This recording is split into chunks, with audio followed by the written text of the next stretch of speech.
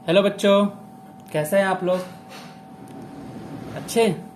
चलिए, तो आओ बच्चों स्टार्ट करते हैं आज का अपना टॉपिक।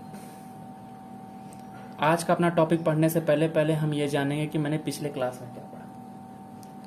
तो मैंने पिछले क्लास में पढ़ा कि स्केलर क्या होता है, स्केलर का ट्रांसफॉर्मेशन क्या होता है, स्केलर फील्ड क्या होता है ना। तो आइए एक बार हम उसको क्विक रिवीजन करा देते हैं। ठीक है, तो मैंने बताया कि स्केलर क्वांटिटी क्या होती है। तो बताया था कि कोई भी फिजिकल क्वांटिटी जिसको कम्प्लीटली उसके मैग्नीट्यूड से ही केवल हम डिस्क्राइब कर दें, ऐसी क्वांटिटी जो होती है उसको हम फिजिकल क्वांटिटी बोलते हैं। अर्थात ना उसको डिस्क्राइब करने के लिए हमको डायरेक्शन की जरूरत नहीं पड़ती, मतलब कम्प्लीटली पूर्णतः केवल उसको उसके मैग्नीट्यूड से डिफाइन कर दें, तो ऐसी फिजिकल क्वांटिटी को हम स्केलर क्वांटिटी बोलते हैं। ठीक है, जैसे मैंने बताया था, इसका एग्जांपल था वॉल्यूम, डेंसिटी था, स्पीड, एनर्जी, मास और टाइम। मैंने मास और वेट के बारे में एक डिफरेंस बताया था कि मास जो मेरा होता है वो एक हमारा स्केलर क्वांटिटी होती है, और जो वेट जो होता है वो हमारा एक हमारा वेक्टर क्वांटिटी होती है। ठीक है, इसी तरह मैंने बताया था कि स्केलर फील्ड क्या होता है। बताया था कि कोई भी रीजन जिसके हर एक पॉइंट पे क्या हो, हर एक पॉइंट पे हमारा क्या हो, एक हमारा स्केलर डिफाइंड हो, ऐसे रीजन को हम क्या बोलते हैं, वेक्टर फील्ड बोलते हैं। उसी तरह मैंने बताया था कि स्केलर का ट्रांसफॉर्मेशन क्या होता है। जैसे वेक्टर का ट्रांसफॉर्मेशन मैंने पिछले वीडियो में पढ़ा था, पिछले लेक्चर में पढ़ा था। उसी तरह मैं इसके पिछले वाले लेक्चर में मैंने बताया था कि स्केलर का ट्रांसफॉर्मेशन क्या होता है। इस ट्रांसफॉर्मेशन मतलब होता है कि यदि उसके कोऑर्डिनेट एक्सिस को अगर हम रोटेट कराते हैं ना, किसी प्रॉपर एक्सिस के थ्रू, या तो एक्स एक्सिस के थ्रू या वाई एक्सिस के थ्रू या जेड एक्सिस के थ्रू, तो उस प्रॉपर रोटेशन पे उस ट्रांसफॉर्मेशन का क्या इफेक्ट पड़ेगा, यानी उस स्केलर पर उस ट्रांसफॉर्मेशन का क्या इफेक्ट पड़ेगा। दूसरा था प्रॉपर रोटेशन, इन्वर्जन और अंडर रिफ्लेक्शन। तो तीन चीजें मैंने बताई थी। तो उसमें बताया था कि इन तीनों ही केस में हमारा जो स्केलर रहता है, चाहे इन्वर्जन कर दे, चाहे कोऑर्डिनेट एक्सिस को एक्स को माइनस एक्स, वाई को माइनस वाई और जेड को माइनस जेड कर दे, तो तीनों ही सिचुएशन में हमारा स्केलर जो होता है चेंज नहीं होता है। उसी तरह मैंने पिछले वीडियो में बताया था कि कुछ ऐसी भी क्वांटिटीज होती हैं जो इन तीनों रूल को फॉलो नहीं करती हैं, मतलब वो स्केलर होते हैं लेकिन ये वो किसी एक पर्टिकुलर सिचुएशन पे, चाहे इन्वर्जन की बात करें, चाहे प्रॉपर रोटेशन की बात करें, चाहे अंडर रिफ्लेक्शन, किसी एक पर्टिकुलर रूल को फॉलो नहीं करती हैं। तो ऐसे क्वांटिटीज को हम क्या करते हैं, स्यूडो स्केलर करते हैं। जैसे मैंने बताया था कि फ्लक्स, मैंने पिछले लेक्चर में बताया था, जो अभी ये मेरा ये लेक्चर देख रहे हो, कृपया पिछले लेक्चर पे जाके उसको क्लियर कर लीजिए कि मैंने उसमें एग्जांपल देके बताया था कि फ्लक्स के बारे में बताया था। फ्लक्स जो होता है उसको लिखते हैं वेक्टर v डॉट ए। मैंने इसमें दिखाया था कि फ्लक्स क्यों हमारा स्यूडो स्केलर है। फ्लक्स हमारा स्केलर क्वांटिटी है, लेकिन स्केलर में भी एक स्यूडो स्केलर है। क्यों? क्योंकि उसको वेक्टर b डॉट ए से लिखते हैं, और b हमारा b जो हमारा होता है वो है हमारा स्यूडो स्केलर, और a जो है हमारा स्केलर है। जब स्यूडो स्केलर और स्केलर का हम क्या करते हैं, ये b जो हमारा है वो है स्यूडो वेक्टर, और a जो हमारा है वो क्या है, वेक्टर है। तो जो एक स्यूडो वेक्टर और एक वेक्टर का हम जब डॉट प्रोडक्ट लेते हैं तो हमारा क्या बनता है, हमारा एक जो क्वांटिटी बन के आती है वो हमारी स्यूडो स्केलर होती है। ठीक है, तो बच्चों आज का हमारा जो टॉपिक है वो था वेक्टर का मल्टीप्लीकेशन। इसका थोड़ा सा जिक्र मैंने पिछले क्लास में किया था, तो आओ इसको हम आज कम्प्लीटली पूरी तरीके से आज पढ़ते हैं ना। तो वेक्टर का आज मेरा जो टॉपिक है वह है वेक्टर का मल्टीप्लिकेशन। कि वेक्टर का मल्टीप्लिकेशन, जैसे कि मैथमेटिक्स में हम मल्टीप्लिकेशन करते हैं, 4 को 5 से मल्टीप्लाई करते हैं 20 आता है। चाहे 4 को 5 से मल्टीप्लाई करो, चाहे 5 को 4 से मल्टीप्लाई करो, 20 आता है ना। उसी तरह वेक्टर का भी मल्टीप्लिकेशन मैंने पहले बता दिया था कि वेक्टर जो होते हैं वो नॉर्मली मैथमेटिक वाला अलजेब्रा फॉलो नहीं करते हैं ना, वो उनकी कुछ अलग सी ही गणित पड़ी जाती है, जिसे हम बोलते हैं वेक्टर अलजेब्रा। तो उसी वेक्टर अलजेब्रा में मेरा पहला कॉन्सेप्ट आता है कि वेक्टर का मल्टीप्लिकेशन कैसे होता है। तो आज हम लोग पढ़ेंगे कि वेक्टर का मल्टीप्लिकेशन कैसे होता है। देखो बच्चों, वेक्टर का मल्टीप्लिकेशन जो होता है वो उसको दो तरीके से डिफाइन करते हैं ना।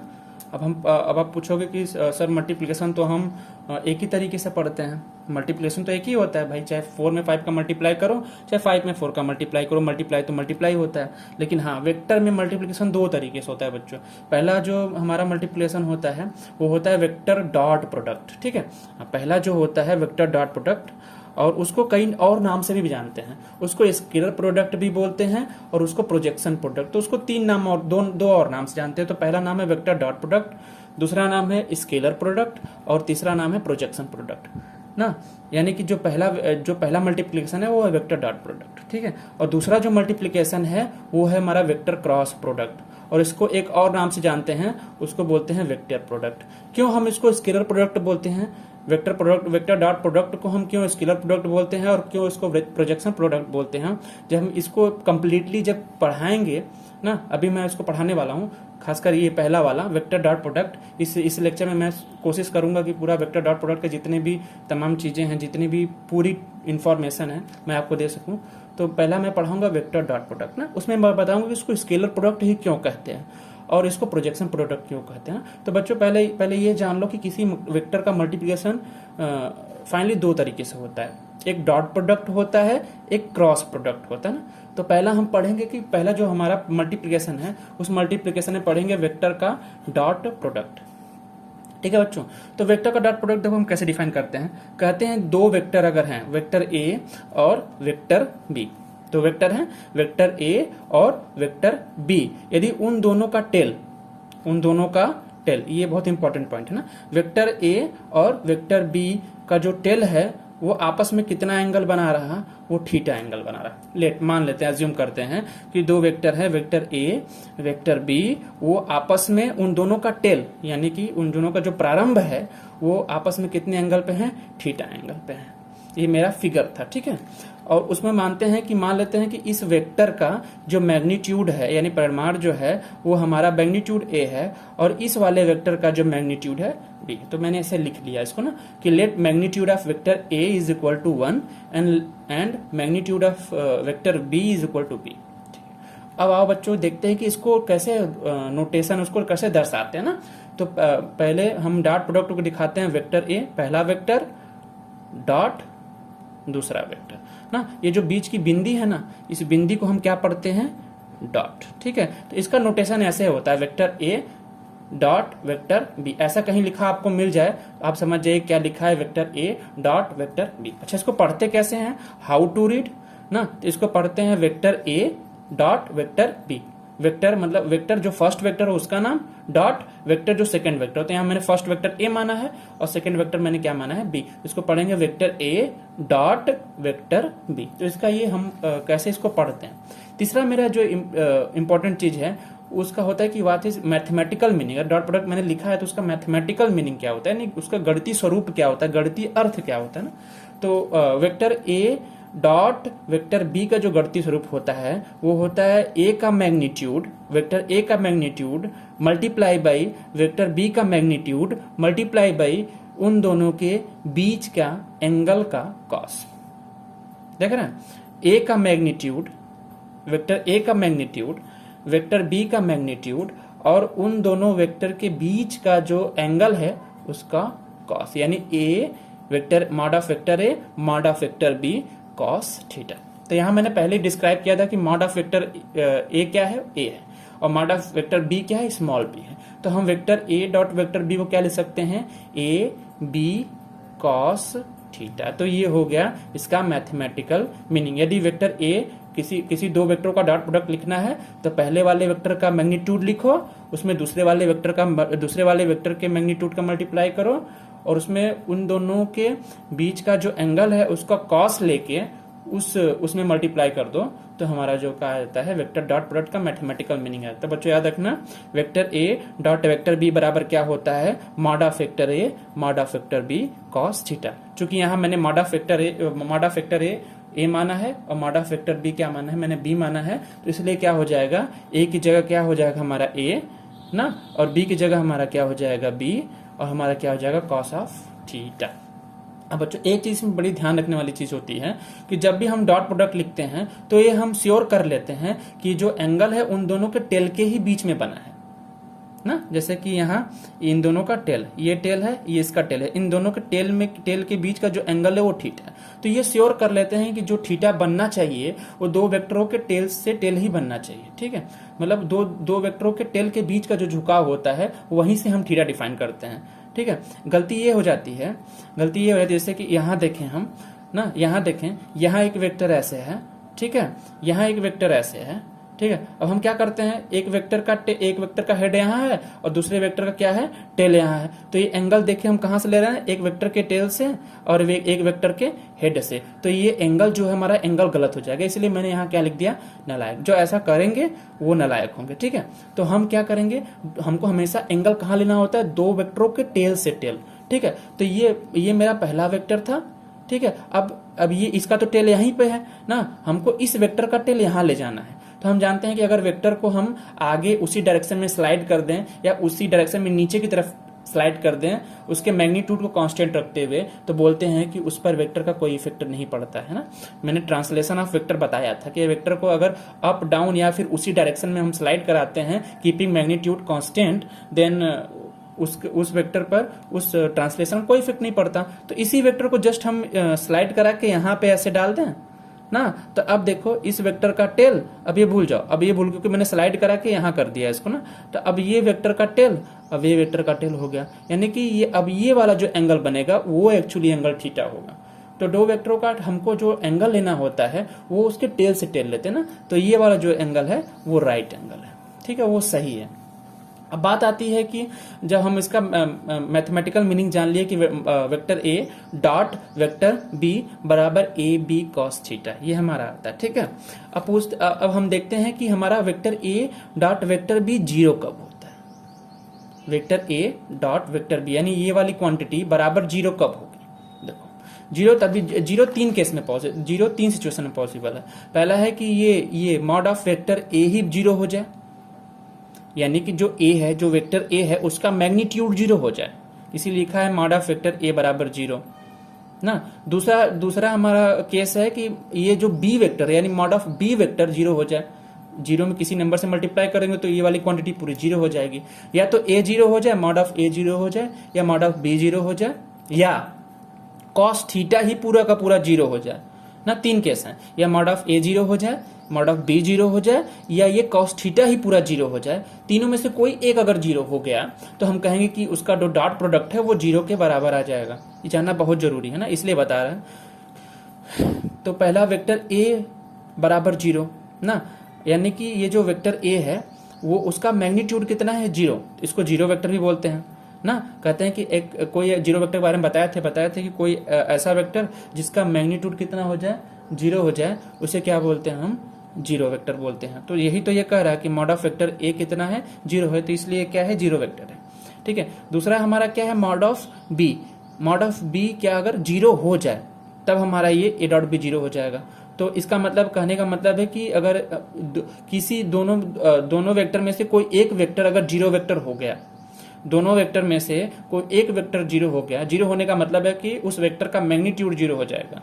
तो कोई अगर एक वेक्टर जीरो हो गया तो कहेंगे, हम शौक से कह सकते हैं कि हमारा vector A dot vector B कितना हो जाएगा, जीरो हो जाएगा। बट एक केस और है, यदि मान लो कि दोनों वेक्टर नॉन जीरो वेक्टर हो ना, नॉन जीरो मतलब कि उनका मैग्नीट्यूड जीरो ना हो, कुछ है 1 2 समथिंग 4 5 जो भी कुछ मैग्नीट्यूड उनका जीरो ना है, जीरो वेक्टर नहीं है, उसको बोलते हैं नॉन जीरो वेक्टर ना। फिर भी हमारा वेक्टर जीरो हो सकता है, फिर भी हमारा वेक्टरों का डॉट प्रोडक्ट जो है वो जीरो हो सकता है। कब, जब उन दोनों के बीच का जो एंगल हो जाए, उन दोनों के बीच का एंगल हो जाए वो 90 डिग्री हो जाए ना। तो अगर यहाँ कॉस यानी कि कॉस थीटा ही पूरा कितना हो जाए, जीरो। ठीक, कॉस थीटा जीरो होने कब होता है, जब हमारा थीटा कितना होता है, 90 डिग्री। कॉस 90 की वैल्यू कितनी होती है, जीरो होती है ना। तो कहते हैं कि दो नॉन जीरो वेक्टर भी, दो नॉन जीरो वेक्टर का क्रॉस प्रोडक्ट जीरो हो सकता है कब, जब वो दोनों वेक्टर एक दूसरे के परपेंडिकुलर हो ना। कहते हैं कि dot product of two non zero vector can be zero, zero हो सकते हैं, दो नॉन जीरो वेक्टर के प्रोडक्ट डॉट प्रोडक्ट जीरो हो सकते हैं जब उनके बीच का एंगल कितना हो जाए, 90 डिग्री। यानी कि अगर एक वेक्टर ऐसे डिफाइन करो, दूसरा वेक्टर ऐसे, ये ए वेक्टर मान लो ना और ये बी वेक्टर मान लो, तो अगर हम निकालना चाहें वेक्टर ए ना डॉट वेक्टर बी, तो ये हो जाएगा जीरो, क्योंकि इन दोनों के बीच का एंगल कितना है, जीरो, 90 डिग्री है ना। तो दो नॉन जीरो, क्योंकि यहाँ पे ए का कुछ ना कुछ मैग्नीट्यूड आएगा, बी का कुछ ना कुछ मैग्नीट्यूड आएगा ना, तो ए जीरो है ना तो बी जीरो है, फिर भी इन दोनों का डॉट प्रोडक्ट जीरो हो रहा। इसका मतलब है कि ये दोनों वेक्टर म्यूचुअली परपेंडिकुलर है। ठीक है बच्चों, तो ये थी। अब हम आगे बढ़ते हैं। अब अगला मेरा क्वेश्चन जो राइज होता है वो होता है कि why dot product of two vector call projection product. मैंने बताया था कि मैं बताऊंगा कि क्यों उसको प्रोजेक्शन प्रोडक्ट बोलते हैं, क्यों उसको स्केलर, क्योंकि 3 नामों से जानते हैं ना डॉट प्रोडक्ट को, तो वेक्टर डॉट प्रोडक्ट क्यों बोलते हैं ना, और इसको स्केलर प्रोडक्ट क्यों बोलते हैं। इसके पहले स्केलर प्रोडक्ट जान लो बच्चों। स्केलर प्रोडक्ट इसलिए बोलते हैं क्योंकि जब इनका मल्टीप्लाई करते हैं, इनका जब डॉट प्रोडक्ट लेते हैं, तो जो हमें क्वांटिटी तैयार होती है, जो क्वांटिटी बन के मिलती है, वो हमारी स्केलर होती है। अर्थात जो हमको a डॉट बी से 2 वेक्टरों का अगर हम डॉट प्रोडक्ट लेंगे, vector a dot vector b, मान लो ये हमको c मिला। अब c जानबे करते हो सीन क्या होगा, मैंने बता दिया c बराबर, अगर इसको c मानो तो c बराबर क्या होगा, A B cos of theta. तो ये जो c, जो फिजिकल क्वांटिटी जो c हमको मिलेगी, ये जो c हमको मिलेगी वो एक स्केलर होगी। तो बच्चों 2 वेक्टरों का डॉट प्रोडक्ट जब हम करते हैं तो जो हमको क्वांटिटी मिलती है इक्वल में, बराबर में, क्रॉस प्रोडक्ट डॉट प्रोडक्ट करने के बाद, तो जो हमारी क्वांटिटी मिलती है वो हमेशा ऑलवेज एक स्केलर क्वांटिटी ही मिलती है। यानी जो मिलेगा, जो हमको डॉट प्रोडक्ट लेने के बाद जो क्वांटिटी मिलेगी, उनको डिफाइन करने के लिए हमको डायरेक्शन की जरूरत नहीं पड़ेगी, केवल उनके मैग्नीट्यूड से ही काम चल जाएगा। तो अर्थात इसीलिए इनको स्केलर प्रोडक्ट भी बोलते हैं, क्योंकि 2 वेक्टरों का डॉट प्रोडक्ट करते हैं जब, तो एक स्केलर क्वांटिटी मिलती है, इसलिए इसको स्केलर प्रोडक्ट भी बोलते हैं। ठीक है, अब बात आती है कि इसको प्रोजेक्शन प्रोडक्ट क्यों बोलते हैं। देखो बच्चों ना, वही एग्जाम्पल मानते हैं कि वही वेक्टर a है, वही वेक्टर b है, जैसा कि मैंने बताया था a डॉट b को डिफाइन करते समय ना, वेक्टर a है, वेक्टर b है, इन दोनों के टेल से टेल का एंगल कितना है बच्चों, थीटा है। मैंने वहां भी मान रखा था कि लेट मॉड ऑफ a बराबर a और मॉड ऑफ b बराबर b, कि a का जो मैग्नीट्यूड है वो कितना है, a है, और b का जो मैग्नीट्यूड है वो कितना है, b है ना। जरा बच्चों एक काम करो कि इस b का, इस वेक्टर का इस पे जरा परछाई, यानी कि इस पे प्रोजेक्शन लो, इस पे परछाई लो, यानी कि ये वाली दूरी निकालो। प्रोजेक्शन क्या होता है बच्चों, अगर इस वेक्टर का हमें इस वेक्टर पे प्रोजेक्शन लेना है, परछाई लेना है, प्रक्षेप लेना है, तो हम क्या करते हैं, इससे एक परपेंडिकुलर ड्रॉ करते हैं पहले, जो जिस वेक्टर का जिस पे लेना होता है। मान लो बी से हमको ए पे प्रोजेक्शन लेना है, तो बी से हम क्या करते हैं, ए पे परपेंडिकुलर डालते हैं और ये डिस्टेंस हम निकाल लेते हैं, तो हमें b का a पे प्रोजेक्शन मिल जाता है। तो ये एंगल थीटा है बच्चों, ये इसका मैग्नीट्यूड b है, ये a है, तो हम कह सकते हैं कि ये जो हमारा एंगल, ये जो हमारी लाइन आएगी, ये जो पूरी डिस्टेंस आएगी, ये वाली हमारी आएगी b cos थीटा। निकाल भी सकते हैं। ये हमारा क्या दिया है, कॉर्ड दिया है, हाइपोटेनस दिया है, हमको क्या पूछ रहा है, हमको आधार पूछ रहा है, यानी कॉर्ड दिया, आधार पूछ रहा है, तो cos थीटा लगाएंगे तो हमारा ये क्या आ जाएगा, ये जो दूरी आएगी पूरी, ये पूरी दूरी आएगी, वो कितनी हो जाएगी, b cos थीटा।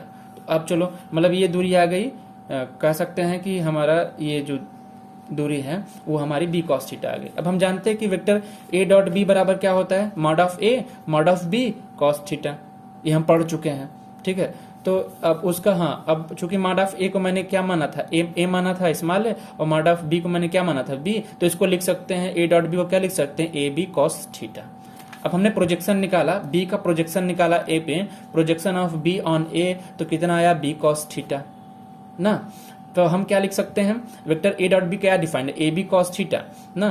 तो यहां से देखो ए बी कॉस थीटा, अब बी कॉस थीटा क्या है, projection of B on A, तो हम इसको लिख सकते हैं A multiply by B cos theta की जगह क्या लिख सकते हैं, जो कि हम बी कॉस थीटा क्या है, प्रोजेक्शन हम निकाला अभी यहाँ से, ये प्रोजेक्शन है बी कॉस थीटा, तो ये बी कॉस थीटा क्या है, projection of B on A, तो हमने इसको निकाल लिया बी कॉस थीटा। तो A multiplied by projection of B on A, तो 2 वेक्टरों का डॉट प्रोडक्ट ऐसे भी डिफाइन होता है। ए डॉट बी को हम ऐसे भी डिफाइन कर सकते हैं कि पहले वाले एक वेक्टर का मैग्नीट्यूड मल्टीप्लाइड बाई दूसरे वाले का प्रोजेक्शन पहले वाले वेक्टर पर ना, यही है ना। ए क्या है, पहले वाले वेक्टर का मैग्नीट्यूड है, और प्रोजेक्शन ऑफ बी ऑन ए वाली दूसरे वाले वेक्टर का, ये दूसरा वेक्टर है, दूसरे वाले वेक्टर का प्रोजेक्शन है पहले वाले वेक्टर पे। तो 2 वेक्टरों का प्रोडक्ट हम 2 वेक्टरों का डॉट प्रोडक्ट हम प्रोजेक्शन से भी डिफाइन करते हैं। इसको लिखते हैं वेक्टर, पहले वाले वेक्टर का मॉड मल्टीप्लाइड बाई, यानी गुणा multiplied by projection of B, यानी दूसरे वेक्टर का प्रोजेक्शन किस पे, पहले वेक्टर पे ना, या पहले वेक्टर का प्रोजेक्शन दूसरे वेक्टर पे। क्रॉसपोंडिंग हम निकाल के देख सकते हैं, चाहे इसका प्रोजेक्शन इस पे लें, चाहे इसका प्रोजेक्शन इस पे लें।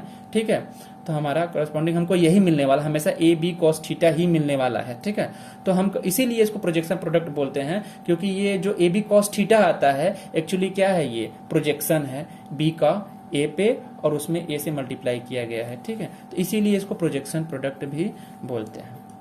अब अगला हमारा जो क्वेश्चन राइज होता है वो होता है कि अगर हम दो इक्वल वेक्टर का डॉट प्रोडक्ट करेंगे। इक्वल वेक्टर मतलब बच्चों कि अगर दो एक ही डायरेक्शन इक्वल, देखो बच्चों इक्वल वेक्टर बताया था और लाइक वेक्टर बताया था ना। इक्वल वेक्टर में बताया था कि दो वेक्टर यदि उनका मैग्नीट्यूड और उनका डायरेक्शन सेम हो, यदि दो वेक्टर उनका मैग्नीट्यूड और उनका डायरेक्शन सेम हो तो उसे क्या बोलते हैं बच्चों, इक्वल वेक्टर बोलते हैं। बट यदि उनका डायरेक्शन सेम हो, मैग्नीट्यूड कुछ भी हो, यदि उनका डायरेक्शन सेम हो तो ऐसे वेक्टर को हम बोलते हैं लाइक वेक्टर। तो हम यहाँ किसकी बात कर रहे हैं, दो इक्वल वेक्टर की, यानी कि दोनों वेक्टर का मैग्नीट्यूड भी सेम होगा और दोनों वेक्टर का क्या होगा, डायरेक्शन भी सेम होगा। जैसे ये एक वेक्टर इधर है ए वेक्टर, दूसरा वेक्टर क्या है इधर की तरफ ही है, वो भी क्या है ए ही वेक्टर है। यानी कि अगर इसका मॉड ऑफ ए वेक्टर बराबर कितना है, मान लो कि ए है ना, तो इसका भी मॉड ऑफ ए वेक्टर बराबर भी कितना होना चाहिए, ए होना चाहिए। इसका भी मैग्नीट्यूड वही होना चाहिए जो इसका होना चाहिए, क्योंकि दोनों क्या है आपस में इक्वल वेक्टर हैं। सपोज हम अज्यूम करते हैं कि वेक्टर ए बराबर क्या है, A I cap plus B J cap plus C K cap. एक वेक्टर हम अज्यूम करते हैं अपना मन, चाहे आप लोग एक्स आई कैप प्लस वाई जे कैप प्लस जेड के कैप, कुछ भी आप अज्यूम कर सकते हैं। ठीक है, हमने अज्यूम किया कि वेक्टर ए क्या है, A I cap plus B J cap plus C K cap. अब जरा इसका मॉड निकालते हैं। हम मॉड निकालना हमने आप लोग को बताया था, इसका मैग्नीट्यूड में निकालना बताया था। बोलते हैं कि आई के साथ का जो कंपोनेंट, आई के साथ का जो कंपोनेंट है उसका स्क्वायर, जे के साथ का जो कंपोनेंट है उसका स्क्वायर और के के साथ का जो कंपोनेंट है उसका स्क्वायर करके उसको रूट में ले लेते हैं। तो हमने इसको एक आई के साथ वाला कंपोनेंट का स्क्वायर ए स्क्वायर, जे के साथ वाला बी स्क्वायर और के साथ वाला सी स्क्वायर, उसको करके हमने स्क्वायर रूट ले लिया, तो ये आ गया हमारा ए का मैग्नीट्यूड। अब जरा हम क्या करते हैं, अब जरा इन्हीं दो एक वेक्टर ये है, अच्छा ये भी वही वेक्टर है, ये भी वही वेक्टर है, तो इसका भी मैग्नीट्यूड यही आएगा। और अगर मैंने इसको ए वेक्टर माना है तो ये भी ए वेक्टर उतना ही होगा, ये भी ए वेक्टर होगा, क्योंकि दोनों इक्वल वेक्टर हैं। तो इसका भी मैग्नीट्यूड यही आएगा और इसका भी मैग्नीट्यूड यही आएगा। अब जरा क्या करते हैं, दोनों वेक्टरों का डॉट प्रोडक्ट लेते हैं ना, दोनों सेम इक्वल वेक्टर का डॉट प्रोडक्ट लेते हैं। इक्वल माने पहला वेक्टर ए और दूसरा भी वही वेक्टर ए वेक्टर, दो इक्वल, इसको बोलते हैं इक्वल वेक्टर ना, मतलब दो सेम वेक्टर का डॉट प्रोडक्ट लेते हैं। ठीक है, तो डॉट प्रोडक्ट लिया तो क्या आ जाएगा, क्या जैसे डॉट प्रोडक्ट के रूल के अनुसार हम लिखेंगे mod of vector A, mod of vector B, B की जगह क्या है यहाँ पे ए है, तो मॉड ऑफ वेक्टर ए। अब दोनों वेक्टर क्या है, इक्वल वेक्टर हैं, एक जैसे वेक्टर हैं, तो यानी कि उनका डायरेक्शन भी क्या होगा, सेम होगा। यानी डायरेक्शन सेम होने का मतलब है कि उन दोनों के बीच का जो एंगल है टेल से टेल के बीच में वो कितना है, 0 है। तो कॉस थीटा की जगह हम क्या रखेंगे, 0 रखेंगे। और कॉस 0 की वैल्यू कितने होती है बच्चों, 1 होती है। तो यहाँ कॉस 0 की जगह हम क्या हो जाएगा, 1 हो जाएगा। तो केवल A mod of A mod of E mod of A mod of A क्या हो जाएगा, स्क्वायर हो जाएगा। तो vector A dot vector A बराबर क्या आ जाएगा, मॉड ऑफ ए का स्क्वायर ना।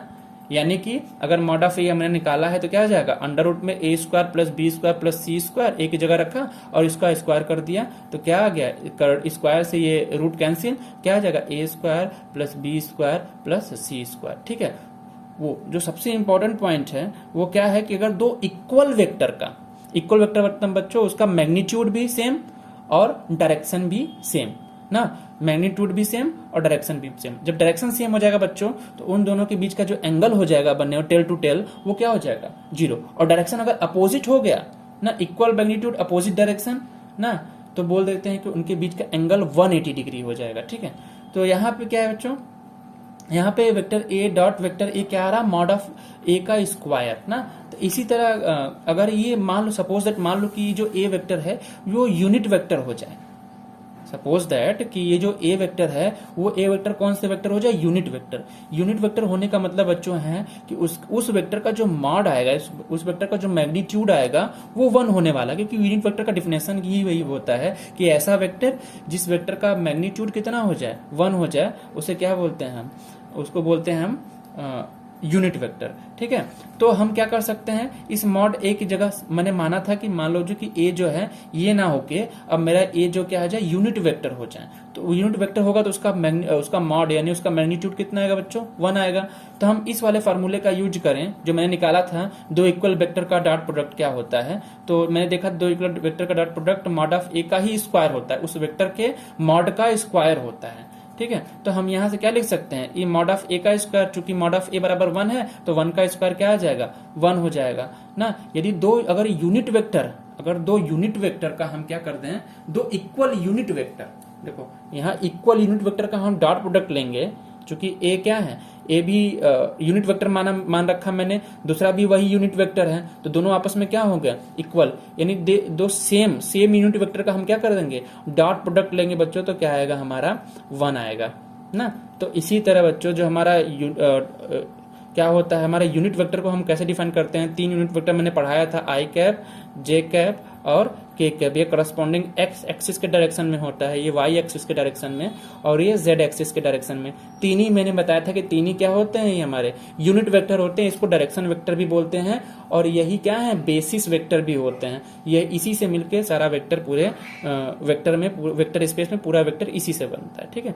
तो ये भी आई कैप है, ये भी आई कैप है, देखो दोनों सेम वेक्टर हैं, दोनों क्या है, इक्वल वेक्टर हैं। और दो इक्वल वेक्टर का डॉट प्रोडक्ट क्या होता है, दो इक्वल वेक्टर का डॉट प्रोडक्ट क्या होता है, उस वेक्टर के मैग्नीट्यूड का स्क्वायर। यानी बात कहें दो वेक्टर का, जैसे यहाँ से देखें दो इक्वल वेक्टर का डॉट प्रोडक्ट क्या होता है, उस वाले वेक्टर के मैग्नीट्यूड का स्क्वायर। यानी बात करें कि आई कैप के मैग्नीट्यूड का स्क्वायर ना, चूंकि आई कैप क्या है बच्चों, यूनिट वेक्टर है, इसलिए I cap mod of I cap की वैल्यू क्या होगी, 1 होगी, इसलिए आई डॉट आई कैप की वैल्यू क्या होगी हमेशा। ये जो बता रहे हैं बहुत इंपॉर्टेंट चीज है ना, इसका हमेशा यूज होता है प्रॉब्लम्स में ना।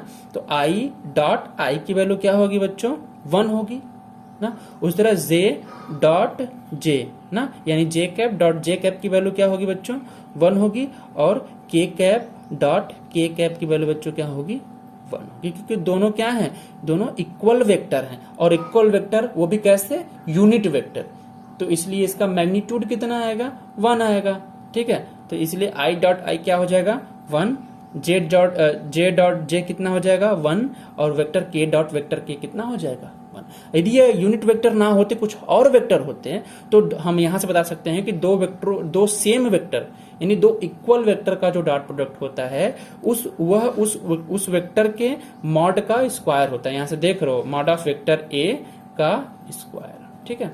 तो यहां से क्लियर हुआ। अब हमारा अगला जो प्रॉब्लम्स जो क्वेश्चन प्रोड्यूस होता है, वो होता है कि यदि ये दोनों वेक्टर, तो मैंने बता दिया था कि दोनों क्या हैं, इक्वल, यानी दोनों पैरेलल हैं, ठीक है।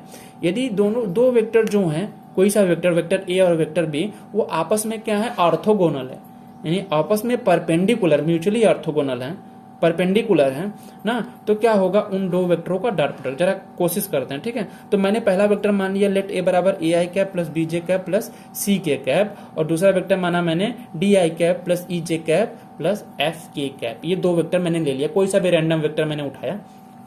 अब हम पता है कि दोनों वेक्टर क्या है, म्यूचुअली ऑर्थोगोनल है, इसलिए वेक्टर ए परपेंडिकुलर किसके होगा, वेक्टर बी के, मतलब इन दोनों के बीच का एंगल कितना होगा, 90 डिग्री, यानी कि दोनों के टेल से टेल के बीच का एंगल कितना है, 90 डिग्री। तो हम बोल देंगे कि because of they are perpendicular, इसलिए थीटा बराबर कितना हो जाएगा, दोनों के बीच का एंगल 90 डिग्री। थीटा क्या है, दोनों के टेल से टेल का एंगल है, ये हमेशा रिमाइंड रखना, ठीक है।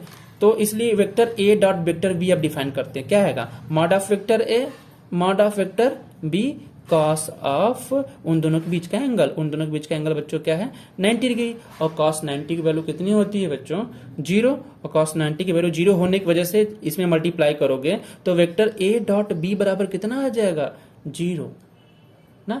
इससे क्या पता चलता है कि यदि दो वेक्टर यदि आपस में क्या हो जाए, परपेंडिकुलर हो जाए, दो वेक्टर अगर आपस में परपेंडिकुलर हो जाए, चाहे उनका मैग्नीट्यूड कुछ भी हो ना, चाहे यूनिट वेक्टर हो, चाहे 5 मैग्नीट्यूड वाले हो, चाहे 10 मैग्नीट्यूड वाले हो, कुछ भी अगर उनका मैग्नीट्यूड हो, बट ये दोनों वेक्टर क्या है, आपस में परपेंडिकुलर हैं, तो उनका डॉट प्रोडक्ट बच्चों हमेशा क्या आता है, 0 आता है। कब, जब दोनों वेक्टर क्या हो, आपस में परपेंडिकुलर हो, वो डिपेंड नहीं करता है कि उनका मैग्नीट्यूड कितना, बस दोनों आपस में क्या होने चाहिए, परपेंडिकुलर होना चाहिए। इसी तरह हम कह सकते हैं ना कि I J K cap, I cap J cap और के कैप, क्योंकि X Y Z I cap, इधर होता है जे कैप, इधर होता है के कैप, ये होता है एक्स एक्सिस, ये होता है वाई एक्सिस, ये होता है जेड एक्सिस। चूंकि तीनों एक्सिस क्या होते हैं, म्यूचुअली परपेंडिकुलर होते हैं एक दूसरे के, परपेंडिकुलर एक्स वाई और जेड एक्सिस तीनों क्या होते हैं, आपस में परपेंडिकुलर होते हैं। इसलिए यूनिट वेक्टर भी तीनों आई कैप, जे कैप और के कैप भी क्या होंगे, एक दूसरे के परपेंडिकुलर होंगे। मैंने देखा था कि I vector I cap dot I cap मैंने निकाला 1 आया, ठीक है। बट अगर क्या करेंगे, आई कैप डॉट जे कैप निकालेंगे तो क्या आएगा, चूंकि ये दोनों वेक्टर क्या हैं, आपस में परपेंडिकुलर है, तो परपेंडिकुलर होगा तो ये मायने ही नहीं रखता कि उन दोनों का मैग्नीट्यूड कितना है। हाँ, हालांकि इसको हम ऐसे लिखेंगे, vector mod of I cap mod of J cap cos of, उन दोनों के बीच का एंगल 90 डिग्री। तो ये क्या फर्क पड़ जाता है अगर उन दोनों का मैग्नीट्यूड कुछ भी हो, एंगल तो कितना है 90 डिग्री है, तो कॉस 90 की वैल्यू 0 हो जानी है। तो मैग्नीट्यूड कुछ भी हो, 0 से मल्टीप्लाई करने के बाद आंसर तो हमारा 0 ही आना है ना। तो आई कैप डॉट जे कैप, चाहे जे कैप डॉट के कैप ना, या के कैप डॉट आई कैप, ये दो म्यूचुअली परपेंडिकुलर वेक्टर का हम क्या करते हैं, अगर उनका डॉट प्रोडक्ट डिफाइन करते हैं तो बच्चों हमारा ये 0 आता है, ठीक है। तो इतना रहा आज के ये लेक्चर में बच्चों, ठीक है। अगर कुछ भी इसमें डाउट होगा तो कमेंट में बताइएगा हमको, हम उसको क्लियर करने की कोशिश करेंगे, ठीक है। सोचा था कि इस वीडियो में पूरा बढ़ा देंगे आप लोग को, लेकिन अभी थोड़ा सा रह गया है वेक्टर के बारे में, तो पूरा पहले वेक्टर डॉट प्रोडक्ट के बारे में पूरा क्लियर करके हम आगे प्रोसीड करेंगे कि वेक्टर क्रॉस प्रोडक्ट क्या होता है। और हाँ बच्चों, अगर वीडियो पसंद आया तो प्लीज़ लाइक कर देना और सब्सक्राइब कर देना। Thank you.